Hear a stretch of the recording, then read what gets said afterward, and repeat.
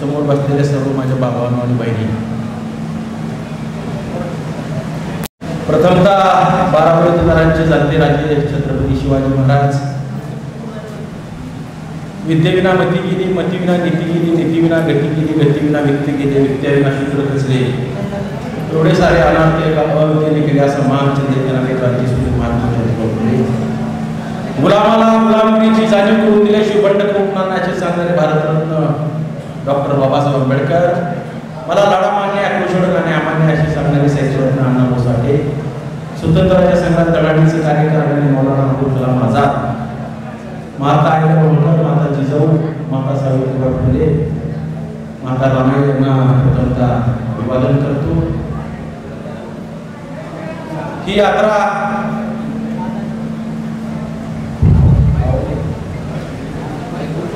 ही यात्रा 25 जुलै पासून चैत्यभूमीपासून ही यात्रा सुरुवात झाली।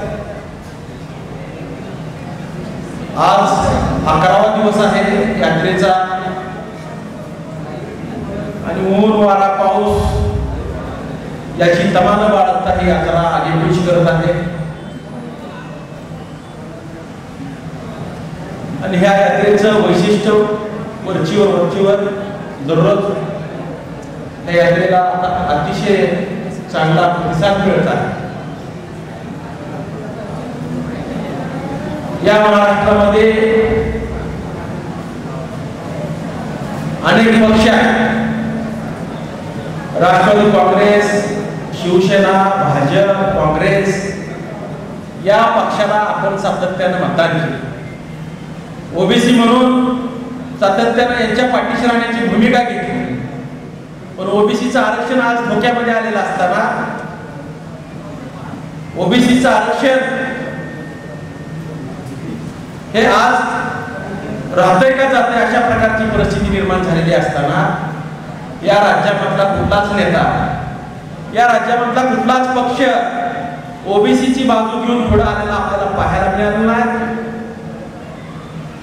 ओबीसी अडचणीमध्ये असताना या ठिकाणी आदरणीय प्रकाश आंबेडकर साहेब या ठिकाणी महाराष्ट्राच्या रस्त्यावरून फिरत सांगत आहेत की ओबीसीच्या आरक्षणाला धक्का लागला नाही पाहिजे अशा प्रकारची भूमिका या राज्यामध्ये कुठल्याच नेत्याने घेतली नाही।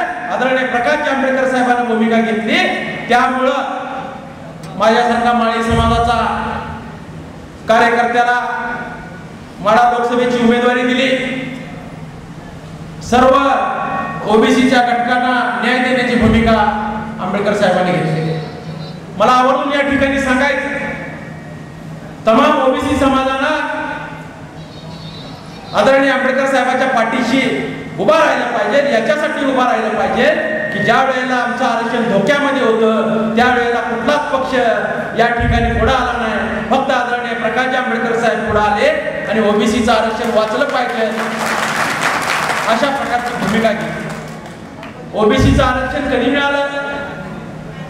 ओबीसीचं आरक्षण देशाला स्वतंत्र मिळाल्यानंतर 45 वर्ष ओबीसीला आरक्षणाची वाट पाहावी।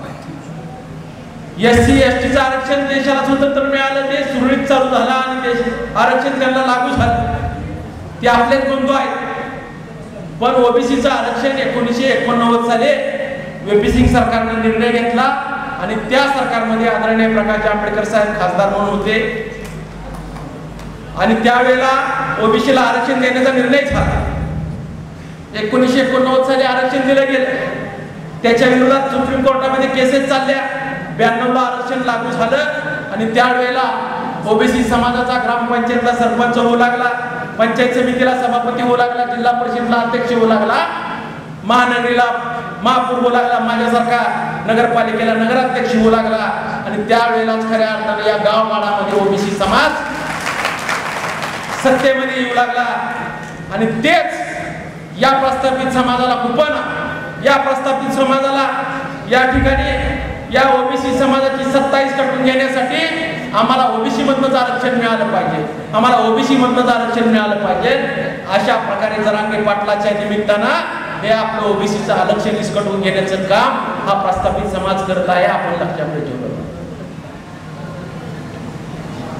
छत्रपती शिवाजी महाराज एके दिवशी वेषांतर करून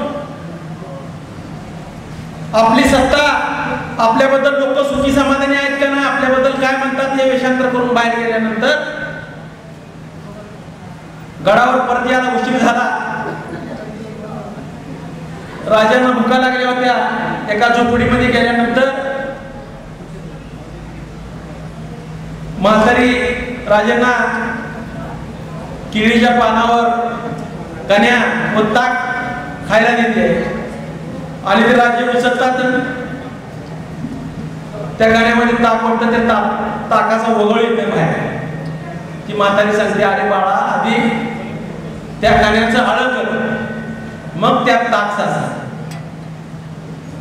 तसंच मी तमाम ओबीसीला सांगतो, आपापल्या जातीचा पदर धरून लोंबकळण्यापेक्षा